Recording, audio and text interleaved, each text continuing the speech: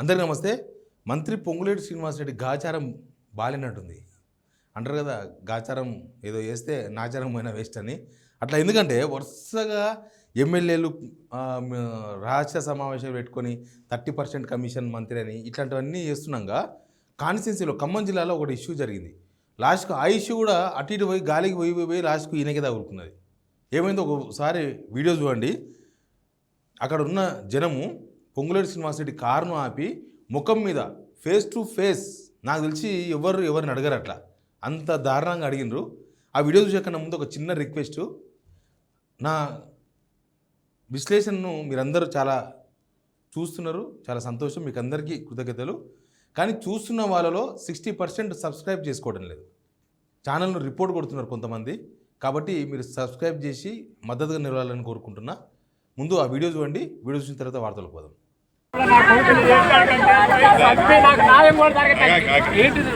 ఎవరు ఒక్కరు చెప్పండి.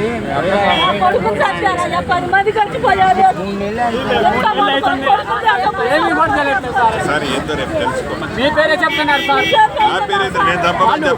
మీ పేరే చెప్తున్నారా?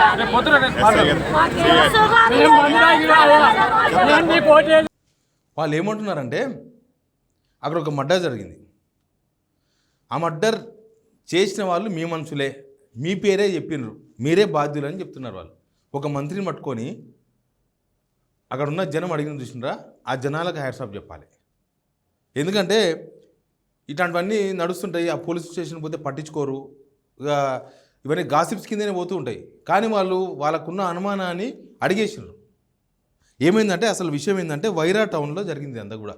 ఖమ్మం జిల్లా వైరా మండలం గరికెపాడు గ్రామంలో ఇదంతా బాధితులు అడ్డుకున్నారు. ఏమైందంటే ఆ ఊర్లో తేలపుట్ట గోపి అనే ఒక వ్యక్తి అనుమానాస్పదంగా చనిపోయాడు. ఎట్లా చనిపోయిండు? వైరా ఏట్లా దొరికిందట డెడ్ బాడీ. ఎట్లా అంటే 7 వ్యక్తులు కొట్టి చంపినట్లు అనుమానం వ్యక్తం చేస్తూ పోలీస్ స్టేషన్లో ఫిర్యాదు కూడా చేసిరట. కానీ పొంగులేటి వర్గీయులుగా చలామణి అవుతున్న వారిపై ఎట్లాంటి చర్యలు తీసుకోకుండా వీళ్ళు పోలీస్ స్టేషన్లో కంప్లైంట్ చేసిండ్రు, ఎవరైతే వీళ్ళ అనుమానం ఉందో వాళ్ళ మీద. కానీ పోలీసు వాళ్ళు ఎట్లాంటి చర్యలు తీసుకుంటలేరు. ఈ తెలంగాణలో అయితే ఇది నిత్య కృత్యమైంది. పోలీసు వాళ్ళు ఎంత పాపం మూటగట్టుకుంటున్నారు, లేకపోతే జనాల మీద ఎంత వ్యతిరేకత మూటగట్టుకుంటున్నారానికి ఇట్లాంటివి రోజు జరుగుతున్నాయి. అధికార పార్టీకి సంబంధించిన వాళ్ళు మర్డర్లు ఏని, మానభంగాలు చేయని, ఏమైనా ఏని పోలీసు వాళ్ళు చర్యలు తీసుకుంటలేరు. అవతలది తప్పు, అవతలది కరెక్ట్ ఉండి వీళ్ళ తప్పు ఉన్నా సరే అవతల మీద కేసు పెడతారు అవసరమైతే. అట్లాంటి ఇన్సిడెంట్లు కూడా జరుగుతున్నాయి ఈ మధ్యకాలంలో. ఇక్కడ జరిగింది ఏంది, చర్యలు తీసుకుంటలేరంట. ఎందుకంటే పొంగులేటి మనుషులు కాబట్టి చర్యలు తీసుకుంటలేరు అనేది అక్కడ ఉన్న చర్చ. పొంగులేటి శ్రీనివాసరెడ్డి వాళ్ళ మీద కేసులు కాకుండా చేస్తున్నాడు అని అక్కడ ఉన్న వాళ్ళంతా అనుకుంటున్నారట. దీంతోన డైరెక్ట్గా వచ్చి వాళ్ళని ఆపి, ఎవరిని, పొంగులేటి శ్రీనివాసరెడ్డిని ఆపి, అసలు నీ పేరే చెప్పినారు వాళ్ళు, ఆ చంపేసిన వాళ్ళు మాకు పొంగులేటి శ్రీనివాసరెడ్డి ఉన్నాడు, మా మీద ఏ కేసులు పెట్టుకోపో చూసుకుంటామని కూడా పోయినాడు చంపి. వాళ్ళు చెప్పినట్లుగానే పోలీస్ స్టేషన్లో కేసు పెడితే తీసుకున్నారు. కానీ ఇప్పటిదాకా ఎవరి మీద చర్యలు తీసుకోలే. ఇట్లాంటివి తెలంగాణలో నిత్య కృత్యం అయిపోయినాయి, రోజు జరుగుతున్నాయి, ఎక్కడెక్కడనో జరుగుతున్నాయి. కాంగ్రెస్ వాళ్ళు ఓ స్థాయి లీడర్ ఉంటే చాలు పోలీస్ స్టేషన్ మొత్తం మేనేజ్ చేసి పడేస్తుంటారు. అవి పోలీస్ స్టేషన్లా కాకుండా గాంధీ భవన్ల లాగా, కాంగ్రెస్ పార్టీ ఆఫీసులాగా మారిపోయినాయని జనమంతా మాట్లాడుకునే పరిస్థితులు వచ్చినాయి తెలంగాణలో. ఒకప్పుడు ఫ్రెండ్లీ పోలీస్, ఇప్పుడు డెడ్లీ ఫ్రెండ్లీ పోలీస్ అయిపోయింది. డెడ్లీ ఫ్రెండ్లీ అంటే చంపేస్తారు అంతే. పొంగులేటి శ్రీనివాసరెడ్డి ముఖం మీద పట్టుకొని అడుగుతున్నారు, మీ పేరు చెప్పుకుంటూ పోయినారు, మీరే పోలీస్ స్టేషన్కి చెప్పిర్రంట కేసులు ఎట్టొద్దాన్ని. నేను చాలామంది ఎమ్మెల్యేలు కూడా పోలీస్ స్టేషన్లకు ఫోన్ చేసి వాళ్ళ అనుచరులను, వాళ్ళ కార్యకర్తలను కేసులో పెట్టొద్దని, వాళ్ళని ఏం చర్యలు తీసుకోవద్దని మస్తు అవుతుంది. కొల్లాపూర్లో ఒకసారి శ్రీధరెడ్డి అని ఒక చంపేసిన గుర్తుందా, ఒక ఫార్మర్ని. ఇప్పటిదాకా ఎవరి మీద కేసు బుక్ కాలే, జస్ట్ ఎఫ్ఐఆర్ అయింది. ఎవరనేది తెలియదు. అనుమానాస్పద వ్యక్తులు ఒక పల్లెటూరులో ఏంటంటే వాళ్ళు జూపల్లి మనుషులు కాబట్టి కేసు కాలే. ఇట్లే ప్రతి దగ్గర ప్రతి ఒక్కరు జులుం నడుస్తుంది. మంత్రుల జులుం నడుస్తుంది, ఎమ్మెల్యేల జులుం నడుస్తుంది. ఈడ పోలీసు వాళ్ళు ఏంటంటే తలొగ్గిర్రు. యాక్చువల్గా తలగోకపోతే పోలీసు వాళ్ళకు సల్యూట్. ఆల్మోస్ట్ అందరూ అదే పని. కానీ అసలు ఎందుకు ఆ మర్డరు జరిగింది, లేకపోతే పోలీస్ స్టేషన్ల కేసు, దీని పక్కన పెడితే పొంగులేటి శ్రీనివాసరెడ్డి వెనుక ఏదో శని చుట్టుకున్నట్టుంది పొంగులేటి శ్రీనివాసరెడ్డికి. ఇప్పుడు మొన్నటిదాకా నెంబర్ 2 అని ప్రచారం చేసుకుని ముఖ్యమంత్రి లెఫ్ట్ హ్యాండ్ రైట్ హ్యాండ్ మొత్తం ఆయనే అయిపోయింది కదా. అన్ని పనులు ఆయనే చేసిండు కదా. లెఫ్ట్ హ్యాండ్ చేసే పని ఆయనే చేసిండు, రైట్ హ్యాండ్ చేసే పని ఆయనే చేసిండు. తీరా చూస్తే ఇప్పుడు ఆయన మీద ఎవరు మీటింగ్ పెట్టినారో కూడా తెలియదు కాంగ్రెస్లో.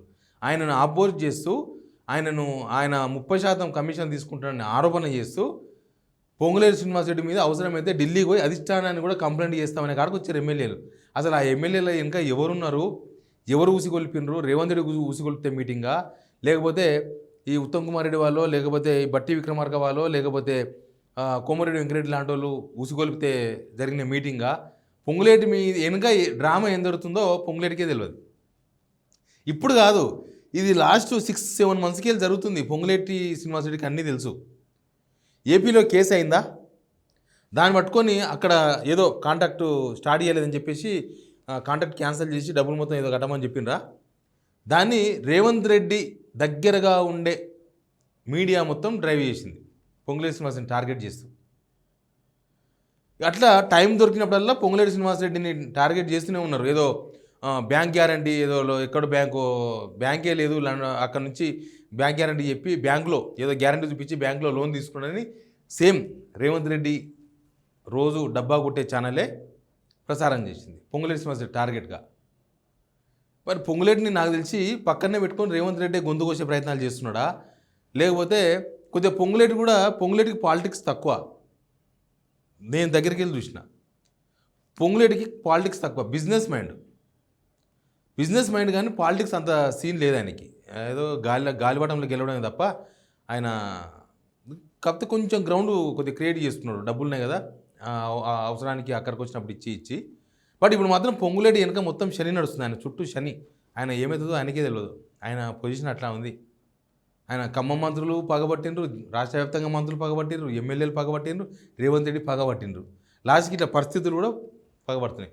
పోలీస్ స్టేషన్లో పొంగులేటి చెప్పడం తప్పే కదా, నువ్వు కేసులు పెట్టొద్దాను. పొంగులేటి కూడా కాదు, కాంగ్రెస్లో ఎవరు చెప్పినా తప్పే. ఇప్పుడు పర్టికులర్గా ఈ వైరా కేసులో పొంగులేటి చెప్పడం తప్పే కదా, అట్లా చెప్పొచ్చా? ఓ ఇన్సిడెంట్ జరిగినప్పుడు చర్యలు తీసుకొని ఎంతటి వారినైనా వదిలేదు లేదు, చట్టం తన పంతం తీసుకుపోవాలని చెప్పాలి కాంగ్రెస్ వాళ్ళు. కానీ ఈ దరిద్రం ఏందో, మేము మనోళ్ళు అయితే మంగళవారం మందిది సోమవారం లాగా చేస్తున్నారు వీళ్ళు. ఈ మధ్యకాలంలో ఎక్కడో కొంపల్లిని అనుకుంటా, ఓరు ఇల్లు కొనుక్కుంటే బిల్డరు ఇల్లు అప్పచెప్తలేడు. నా కేసు వచ్చింది, రమ్మని చెప్పిన రాలే వాళ్ళు. ఆ బిల్డరు పొలిటికల్ లింక్ ఉందంట, ఆ బిల్డర్ది తప్పైనా సరే కేసు వీళ్ళ మీదే పెట్టిండ్రు. బిల్డర్ని బెదిరించారని వీళ్ళు డబ్బులు మొత్తం కట్టి బ్యాంకు లోన్ కూడా తీసుకొని బ్యాంకు ఈఎంఐస్గా కడుతున్నారు. కానీ ఇల్లు హ్యాండ్ ఓవర్ చేయలే. ఏంది అని అంటే బిల్డర్ వైపు మాట్లాడుతున్నారు పోలీసు వాళ్ళందరూ. ఏంటంటే బిల్డర్ ఎవరో పొలిటీషియన్, కాంగ్రెస్ పొలిటీషియన్. ఇట్లే నడుస్తున్నాయి. మా వనపర్తిలో కూడా నడిచింది అట్లా. మా వనపర్తిలో మొత్తం ఊళ్ళో చెట్లు కొట్టేసిండ్రు, పార్కులో చెట్లు కొట్టేసినందుకు కొట్టేసిన వాళ్ళ మీద కేసు కావాలి.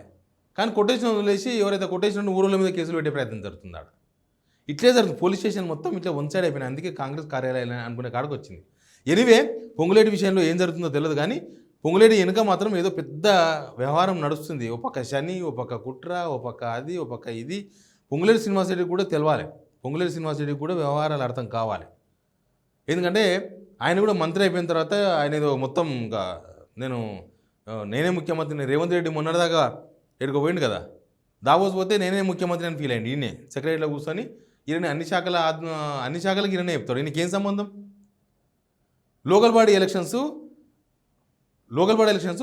పంచాయతీరాజ్ వాళ్ళు ఎలక్షన్ వాళ్ళు చూసుకుంటారు. ఈయననే చెప్తాడు 15వ తారీఖు నోటిఫికేషన్ వచ్చేస్తుంది ఎలక్షన్ ఎంపీటీసీ జెడ్పీటీసీ కానీ. అన్నిట్లో ఏలు పెట్టి వాసన చూస్తుంటాడు అనమాట. లాస్ట్కి చూసుకుంటే ఆయనకనే గాలికి పోయేదంతా ఆయన చుట్టే తిరుగుతుంది. ఎనీవే ఏదో జరుగుతుంది, అది ఎవరికి మూడింది, ఎవరికి ఏం జరిగిందో తెలియదు. కానీ పొంగులేటి శ్రీనివాసరెడ్డి మాత్రం ఆ పర్టికులర్గా ఈ వీడియో చూసిన తర్వాత పొంగులేటి శ్రీనివాసరెడ్డి మిస్టేక్ చేసిండు.